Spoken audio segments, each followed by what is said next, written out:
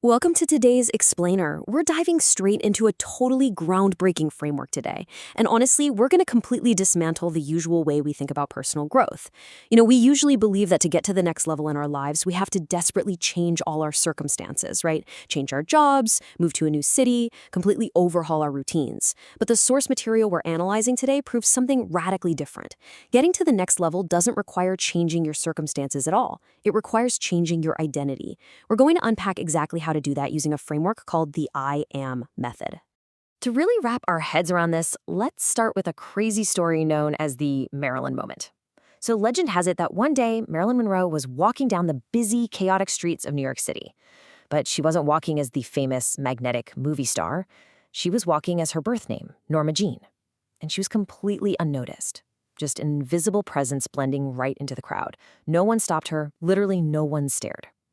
Then, she turned to her photographer and simply decided to activate Marilyn.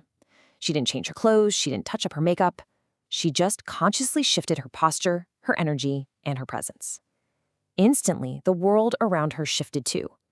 People started turning their heads, recognizing her, swarming her. The city hadn't changed, her physical body hadn't changed, but her expressed identity absolutely had. And that brings up an incredibly powerful question. Who are you when you stop performing the identity that the world already knows? Who are you when you drop the everyday act? Because the truth is, most of us are walking around as Norma Jean, kind of wondering why the world isn't giving us a Marilyn Monroe response.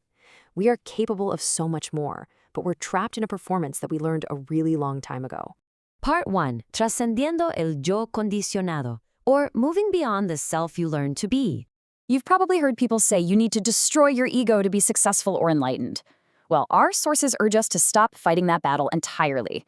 Instead of the loaded word ego, this framework uses the term conditioned self. And this is simply the automatic identity you've shaped through past experiences, survival mechanisms, and social conditioning. It's that little voice in your head that says, well, this is just who I am. But here is the secret. It's merely an automatic protective layer. Sure, it kept you safe at one point, but you no longer need to let it control your life. You don't have to destroy it. You just need to realize you aren't limited by it. You just transcend it. Now, this transcendence isn't about abandoning who you were. It's more like a step-by-step evolution. We kick things off at our conditioned identity, which are those automatic reactions we just talked about. From there, we can consciously step into an adaptive identity, which is our alter self, the version of us that emerges for specific, challenging contexts. Next, we reach integrated awareness, or the higher self, where we can actually sit back, observe all our different parts, and consciously choose between them. And finally, the ultimate pinnacle is the I Am self, the fully integrated expression where you're no longer fractured, but whole, consciously directing your entire life. Moving on to part 2, El Método Iam, the sequence of conscious identity shifting. So, how do we actually move through these layers? How do we turn off the autopilot? Well, the acronym IAM is straightforward but completely crucial. It stands for identity, activation, and manifestation. Step 1 is identity, asking who am I, and recognizing the specific identity you actually want to express. Step 2 is activation, asking who am I activating, because as we saw with Marilyn, you have to actively turn that identity on. And step 3 is manifestation. Now, notice how manifestation is the final step here. It isn't just about wishing for things to magically happen or slapping a picture on a vision board. True manifestation only happens after you consciously recognize and activate a specific identity first. It's a very strict sequence. To put this sequence into everyday practice, the method gives us a literal roadmap broken down into 4 distinct phases. Phase 1 is the mirror. This is where you have to take an honest, unflinching inventory of your limiting patterns and that nagging inner critic. You literally can't transform what you refuse to see. Once you see it, you move to phase 2, the compass. Here, you define your genuine inner values and write out a vivid vision of your future self. It's about looking inward, not outward, for your direction. With that compass set, phase 3 is the embodiment, which is all about activating your alter self as a vehicle. It bridges the gap between where you are right now and where you are going. And finally, phase 4 is the integration, where this new identity stops being a performance and simply becomes your natural state of being. Here is part 3, Activando el alter self. Bridging the gap to your potential. I really want to focus heavily on this phase today because it's the critical bridge. The core philosophy here is a total game changer.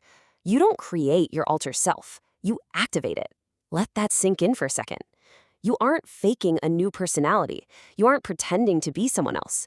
You're simply giving permission to a powerful, capable dimension of yourself that already exists within you. It's the part of you that has the confidence, the courage, and the clarity you need. It's just been sitting dormant, waiting for you to call upon it. To ground this in reality, the framework uses planetary archetypes to represent these energetic shifts.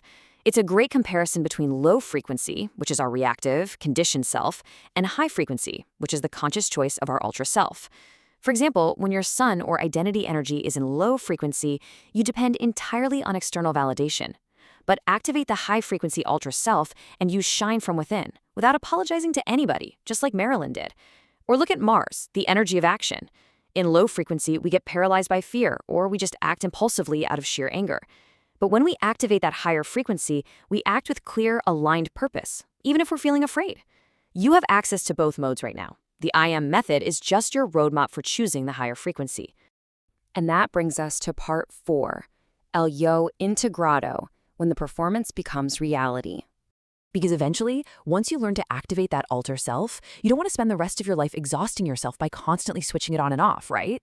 The ultimate goal isn't to live a divided double life, it's to reach the integrated self. This is the capacity to consciously access these different aspects of your identity while maintaining a totally cohesive, undivided sense of who you are. True success happens when your alter self stops being a costume you put on for important meetings and simply becomes your completely natural way of thinking, feeling, and deciding. You've transcended those old limits so completely that you no longer have to actively turn on your confidence or your boundaries. They are just fundamentally who you are. Consider this absolutely profound takeaway from the source material. Your next level does not require a new life. It requires a new identity capable of living that life.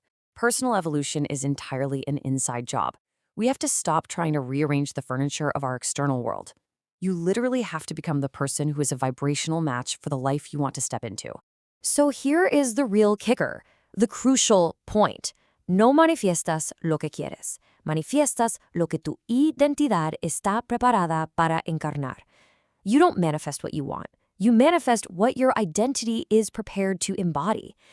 We can want a huge promotion, a beautiful relationship, or total financial freedom all day long. But the universe doesn't respond to our becking. It responds to who we are currently embodying.